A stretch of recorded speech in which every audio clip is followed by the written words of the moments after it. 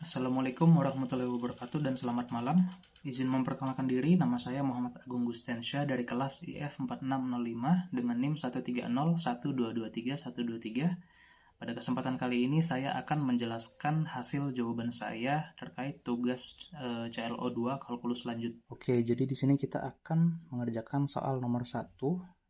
Jadi soal nomor 1 ini ada dua anaknya, 1A dan 1B. Kita disuruh untuk memeriksa konvergensi dari barisan untuk yang A barisan AN dengan AN-nya n kuadrat plus E pangkat min N per N faktorial. Kemudian yang B kita memeriksa konvergensi dari deret AN dengan AN-nya n kuadrat plus 2N per N faktorial.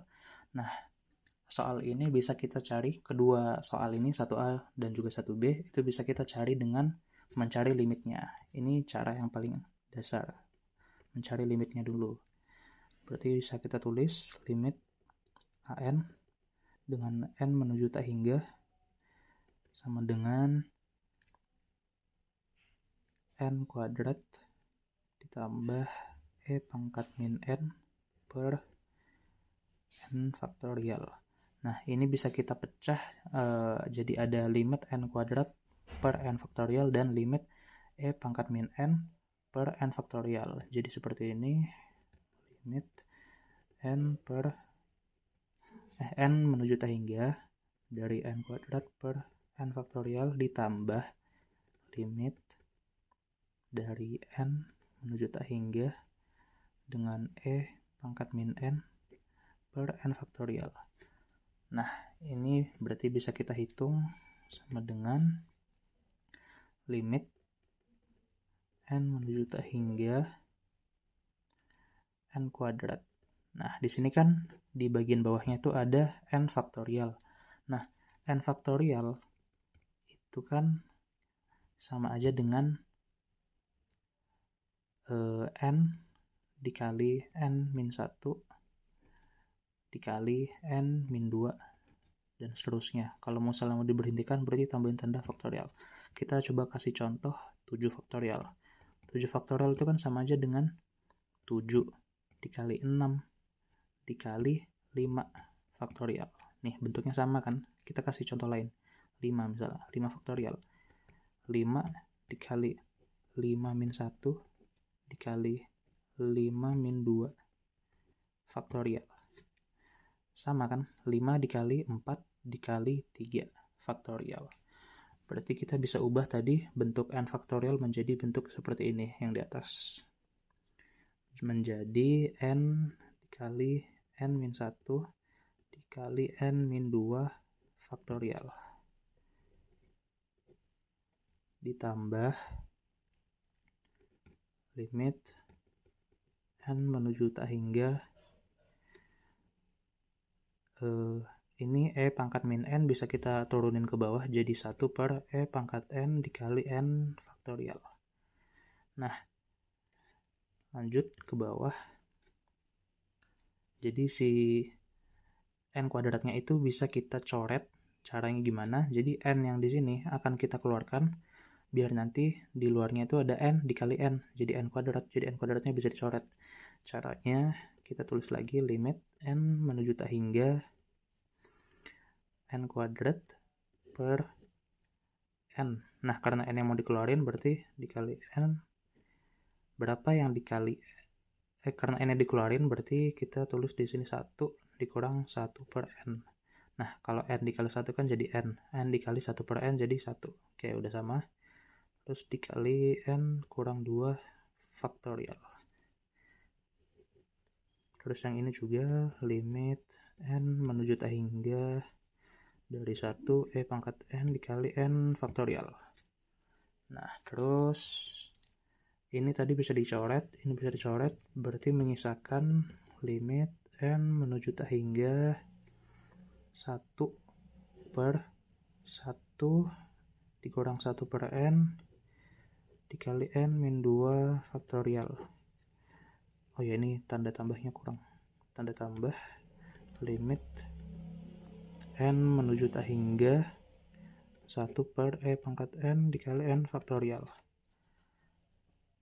Nah, karena nilai limit yang ini penyebutnya itu pangkatnya lebih rendah daripada yang di atas. Ini kan di atas dia pangkat 0. Di bawah itu pembilangnya pangkat 0, terus penyebutnya lebih tinggi dari pangkat pembilangnya. Berarti bisa kita simpulkan bahwa limit ini nilainya 0. Yang ini juga sama kan, atasnya dia pangkat 0, yang di bawahnya pangkat sekian. Berarti ditambah 0. Berarti nilai limitnya 0. Maka kita bisa simpulkan didapat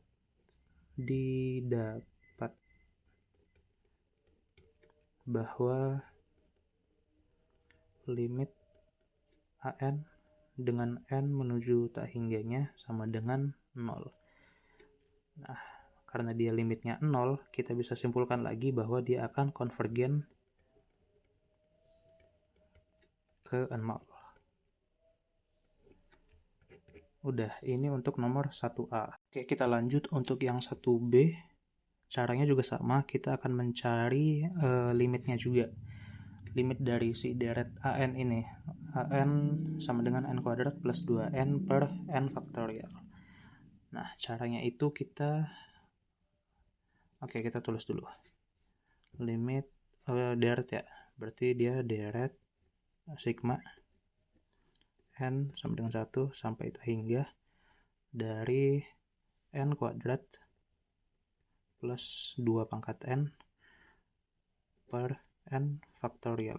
Nah, ini juga sama kayak nomor 1A tadi, bisa kita pisah nyarinya. Jadi, kita coba cari kayak gini deh. Bentar. Gimana ya? Gini. Kita nyari bentuk dari N sama dengan 1 tak hingga untuk N kuadrat per N faktorial. Oh, ini untuk bentuk yang pertama. Terus kita mau hitung yang bentuk keduanya di sini. Bukan bentuk sih, ini kan kita pisah tadi ya. Ada yang N kuadrat per N faktorial sama nanti ada 2 pangkat N per N faktorial. Ini untuk yang 2 pangkat N. 2 pangkat N per N faktorial. Oke. Untuk mencari limitnya itu kita bisa pakai cara UHB. UHB itu apa? UHB itu adalah uji hasil bagi. Uji hasil bagi. Jadi uji hasil bagi itu yang biasanya di dalam barisannya atau deretnya itu ada bentuk N faktorial, terus ada N pangkat R. N pangkat R sama R pangkat N. Nah, kalau udah ada bentuk kayak gini, kita bisa mencari dengan uji hasil bagi, di mana di uji hasil bagi itu kita akan mencari row-nya. Row ini rumusnya AN plus 1 per AN. Nah, ini bentuknya sama kan, ini ada N kuadrat. Di UHB juga ada N pangkat R. Jadi R-nya itu 2. Terus per N faktorial. Nah, di UHB juga ada tuh N faktorial. Berarti kita bisa pakai cara si UHB dengan mencari row-nya. Jadi row dari si yang pertama ini, oke, kita cari dulu. Row sama dengan AN plus 1 per AN. Sama dengan, nah ini kan tadi bentuk dari AN-nya nih. Kalau mau jadi AN plus 1 berarti tinggal N plus 1 kuadrat per N plus 1 faktorial. Nah kan tadi ini baru AN plus 1-nya doang nih. Ternyata mau dibagi sama AN. AN-nya udah ada nih, ini AN. Nah kalau mau dibagi kan berarti bisa tulis ke bawah AN per AN. Cuman saya maunya dikali. Nah karena maunya dikali berarti ini kita bakal tulis kebalik. Jadi N faktorial per N kuadrat. Nah kayak gitu. Berarti kan sama dengan, nah ini biar ada yang ini bisa disederhanakan lagi dengan cara, ini yang di atas nggak usah disederhanain. Nah yang N plus 1 faktorial ini bisa disederhanain. Caranya kayak gini. Kita tahu bahwa N plus 1 faktorial itu sama aja dengan N faktorial ditambah dikali N plus 1. Kita misalnya ambil contoh 5 tambah 1 faktorial. Sama aja dengan 5 faktorial dikali 5 tambah 1. atau ya sama aja dengan 6 faktorial, itu sama aja dengan 5 faktorial dikali 6. Nah, dari bentuk itu kita berarti bisa mengubah n plus 1 faktorial itu jadi bentuk kayak gini. N faktorial dikali n plus 1. Berarti kan n plus 1 faktorial sama n faktorial dikali n plus 1 dikali n faktorial per n kuadrat. Nah, n faktorial ini bisa kita coret, ini juga bisa. N plus 1 yang ini bisa dicoret sama yang di atas, berarti ini jadi n plus 1 doang. Berarti didapat n plus 1 per n kuadrat. Udah ya? Oke. Kita lanjut yang ke sebelah deh. Berarti ini kan row-nya an plus 1, ini an. Nah, an plus 1 dari si ini berarti kan 2 pangkat n plus 1 per n plus 1 faktorial dikali n faktorial, kita balik, n faktorial per 2 pangkat n. Nah, biar ada yang bisa dicoret-coret berarti harus diubah ini bentuknya. Berarti sama dengan ini 2n, 2 pangkat n plus 1 itu sama aja dengan 2 pangkat n dikali 2. N plus 1 tadi kan udah tuh caranya. Ini n plus 1 faktorial berarti n faktorial dikali n plus 1. Berarti ini jadi n faktorial n plus 1 dikali n faktorial per 2 pangkat n. Ini bisa dicoret, coret. Berarti sisa 2n plus 1. Nah, terus kita bisa cari nih nilai dari row-nya. Ini karena, ini berapa ini? Oh, ini salah, bukan n2, n kuadrat. Karena si penyebutnya pangkatnya lebih gede daripada yang di atas, berarti bisa kita simpulkan ini nilainya 0 row-nya. Ini juga sama, ini kan pangkat atasnya, dia pangkat 0, ini pangkat 1, n-nya berarti ini juga 0. Kalau kita jumlahin, ini jadi row 1, ini row 2. Kalau kita jumlahin, row 1 ditambah row 2, berarti kan 0 tambah 0, sama aja dengan 0. Nah, berarti kita dapat simpulkan bahwa row-nya sama dengan 0. Nah, karena row sama dengan 0, kurang dari 1, maka deret ini konvergen. Maka deret n sama dengan 1 dari si n kuadrat plus 2 pangkat n per n faktorial ini bernilai konvergen karena dia kurang dari 1. Oke, udah. Ini untuk 1A dan 1B. Sekarang kita akan lanjut ke soal nomor 2. Oke, selanjutnya untuk soal nomor 2 kita di sini disuruh untuk mencari selang kekonvergenan deret pangkat dari x pangkat n per n pangkat 3. Nah, ini bisa kita cari dengan cara melakukan uji hasil bagi mutlak. Jadi kita tulis dulu uji hasil bagi mutlak. Hasil bagi mutlak. Nah, di uji hasil bagi mutlak itu mirip sebenarnya kayak uji hasil bagi biasa. Cuman karena ada mutlaknya nanti ada yang berbeda dikit. Nah, di sini kalau di uji hasil bagi kan dia pakai AN. Di sini dia pakainya UN. Ya, sebenarnya bentuknya sama-sama aja sih. UN sama dengan X pangkat N per N pangkat 3. Ini untuk UN. Terus untuk UN plus 1-nya berarti tinggal ditambah aja 1. X pangkat N plus 1 per N plus 1 pangkat 3. Nah, N plus 1 pangkat 3 kalau mau dihitung manual bisa sih. N plus 1 dikali N plus 1 sama dengan N kuadrat plus 2N plus 1 dikali N plus 1 lagi. Berarti sama dengan N kuadrat kali N jadi N pangkat 3. Terus tambah N kuadrat ditambah 2N kuadrat ditambah 2N ditambah N tambah 1.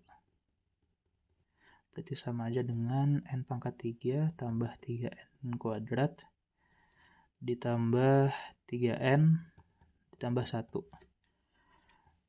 Berarti ini kita bisa ubah, oh ya tadi ini X pangkat N plus 1 juga bisa diubah jadi X pangkat N dikali X per berapa tadi? N pangkat 3 3N pangkat 3, 3N pangkat 2 ditambah 3N ditambah 1. Oke, kita udah dapat UN sama UN plus 1-nya. Maka karena dia uji hasil bagi, kita kan pasti bakal mencari row-nya. Nah, row di sini agak beda. Jadi row-nya itu dia adalah limit n menuju tak hingga mutlak UN plus 1 per UN. Nah, jadi di sini ada mutlaknya. Berarti sama dengan limit dengan n menuju tak hingga mutlak UN plus 1. UN plus 1-nya tadi udah kita ubah jadi X pangkat N dikali X N pangkat 3 ditambah 3N kuadrat tambah 3N tambah 1 terus dikali. Nah, kan di sini dia dibagi UN. Kalau mau dikali UN berarti tanda UN posisi UN-nya dibalik. Jadi N pangkat 3-nya di atas, X pangkat N-nya di bawah. Tutup. Terus kita bisa tembak-tembak. Bisa nggak sih? Oh ya bisa. Ini ditembak X sama N, X pangkat N, X pangkat N. Berarti kesisa limit N menuju tak hingga dari X dikali N pangkat 3 per N pangkat 3 plus 3N pangkat 2 plus 3N plus 1. Nah, ini si variabel X-nya itu bisa kita keluarin. Jadi kayak gini. Jadi mutlak X, kita bisa keluarin dari limitnya. Jadi mutlak X dikali limit N menuju tak hingga, tetap mutlak di sini, N pangkat 3 per N pangkat 3 plus 3N kuadrat plus 3N plus 1. Nah, karena ini dia udah kelihatan nih bentuknya kan, bisa kita langsung bisa tahu nilai limitnya. Ini kan pembilangnya pangkat tertingginya 3, penyebutnya juga pangkat tertingginya juga 3. Berarti kita bisa lihat koefisiennya sama-sama 1. Berarti ini sama aja dengan sini aja deh, mutlak X dikali 1 sama dengan mutlak X. Nah, kita udah dapat bahwa row-nya itu adalah mutlak X. Nah, kita akan menguji kekonvergenannya. Berarti kita akan mencari tahu apakah dia konvergen atau tidak. Nah, konvergennya row itu adalah ketika row-nya kurang dari 1. Karena row-nya udah ada, tinggal dimasukin aja. Tadi berarti mutlak X-nya kurang dari 1. Atau bisa kita ubah bentuknya jadi min 1 kurang dari X. Jadi dia udah nggak mutlak lagi, jadi X doang kurang dari 1. Nah, ini adalah range-nya, batasannya. Kita udah punya range-nya atau batasannya, mulai dari min 1 sampai 1. Nah, kita akan, karena di soalnya kan mau nyari selang kekonvergenan, berarti kita bakal mencari nih dari range min 1 sampai 1, di mana X-nya itu akan menyebabkan si deretnya ini akan konvergen. Berarti kita akan uji dari X min 1 dulu. X sama dengan min 1. Nah, X sama dengan min 1, berarti kan bentuk deretnya nanti akan berubah kayak gini. N sama dengan 0 ya. N sama dengan 0 sampai tak hingga X pangkat N. Berarti kan X-nya min 1 pangkat N per N pangkat 3. Atau bisa kita ubah lagi nih. Jadi sigma N sama dengan 0 tak hingga, jadi min 1-nya kita keluarin, pangkat N dikali 1 per N pangkat 3. Nah, yang ini, min 1 pangkat N-nya ini adalah pembuat ganti tandanya. Dia yang bisa membuat deret ganti tandanya. Apa sih namanya? Yang bisa membuat deretnya jadi ganti tanda. Si pembuat ganti tandanya lah intinya. Maka ini bisa kita hilangkan, kita abaikan. Jadi kita ngeliat ininya aja. Nah, ininya lah yang kita anggap sebagai AN. Nah, karena ini kan deret ganti tanda nih. Karena dia deret ganti tanda, berarti kita akan melakukan uji ganti tanda. Nah, uji ganti tanda itu punya dua syarat. Dua syarat. Syarat yang pertama itu adalah ketika AN per AN plus 1-nya itu lebih dari 1. atau AN-nya lebih dari AN plus 1, atau biasa kita sebut dengan monoton turun. Jadi syarat pertamanya adalah kita akan mengecek apakah si deret ganti tandanya ini monoton turun atau tidak. Nah, kemudian syarat keduanya itu adalah ketika limit si AN-nya dengan N menuju tak hingga itu bernilai 0. Nah, kita akan cari mulai dari syarat pertama dulu nih. Syarat pertamanya kan AN per AN plus 1 lebih dari 1, atau AN lebih dari AN plus 1, sehingga dia monoton turun. Nah, tadi kan kita udah dapat nih AN-nya, nih 1 per N pangkat 3. Berarti kita kerjain di sini aja deh. Ini AN-nya 1 per N pangkat 3. Kemudian ini ada AN plus 1. AN plus 1 berarti sama dengan 1 per N plus 1 pangkat 3. Nah, kan syarat pertamanya tadi adalah AN per AN plus 1 lebih dari 1. Berarti AN per AN plus 1 lebih dari 1. Kita akan coba tulis 1 per N pangkat 3. Kalau saya maunya dikali, berarti AN plus 1-nya dibalik. Jadi N plus 1 pangkat 3 per 1 lebih dari 1. Nah, N plus 1 pangkat 3 tadi udah kita hitung di mana tadi? Oh, ini nih. Ini yang di atas. Ini N plus 1 pangkat 3. Berarti kita bisa hitung jadi N pangkat 3 plus 3N kuadrat plus 3N plus 1 dibagi N pangkat 3 lebih dari 1. Nah, udah, berarti kita bisa dapat bahwa N pangkat 3 tambah 3N kuadrat plus 3N plus 1 lebih dari N pangkat 3. Nah, dari pernyataan ini berarti kita bisa menyimpulkan bahwa syarat pertama ini terpenuhi, bahwa dia monoton turun.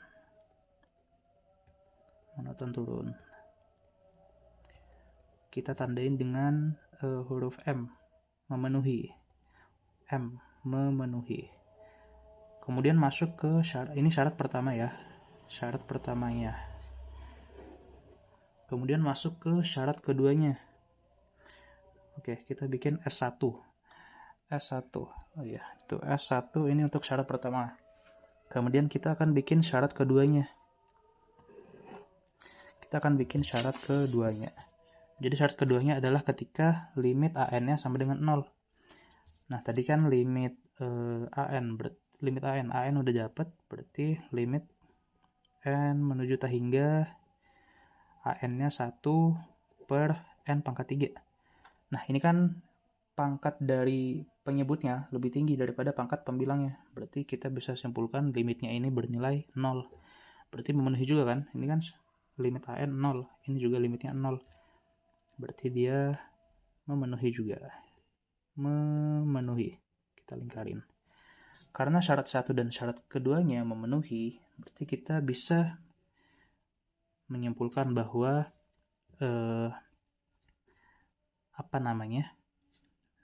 dia ini konvergen saat X-nya min 1. Ini untuk X min 1. Kita udah membuktikan bahwa dia konvergen nih di X min 1. Apakah ada X lainnya lagi yang dimana ternyata dia konvergen juga? Mungkin ada, mungkin juga tidak. Nah, tadi kan di range-nya udah kita batasin juga nih. Dari min 1 sampai 1. Kita akan coba mencari X sama dengan 1. Oke, kita cari X sama dengan 1. Oke, kita ambil kertas baru. Jadi untuk X sama dengan 1. Untuk X sama dengan 1. Berarti kan kita bisa dapat bahwa sigma N menuju N sama dengan 0 sampai tak hingga, kita akan dapat bentuk barunya adalah 1 per N pangkat 3. Nah, dari bentuk ini kita udah bisa ngeliat ya bahwa ini adalah bentuk dari deret hiperharmonik.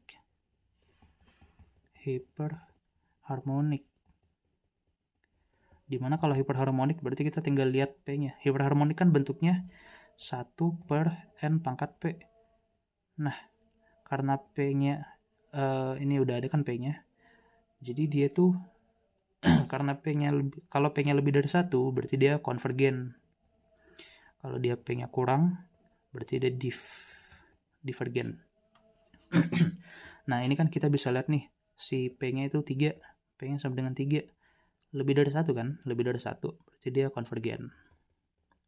Berarti kita bisa simpulkan bahwa dia konvergen juga saat X-nya 1. X-nya sama dengan 1. Sehingga kita bisa bikin kesimpulan terakhirnya. Kesimpulan.